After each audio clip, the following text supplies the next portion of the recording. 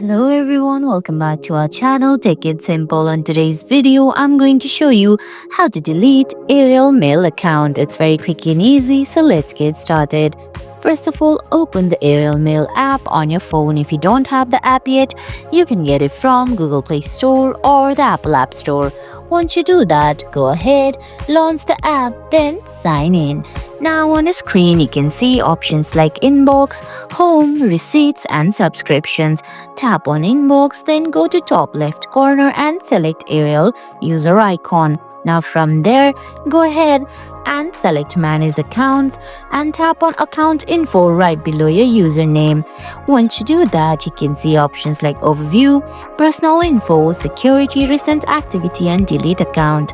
Tap on Delete Account, then it will take you to the website where you're gonna have to give your sign-in details. Go ahead, review it, then tap on Continue Delete My Account and you'll successfully delete your AOL account. And guys, that's it.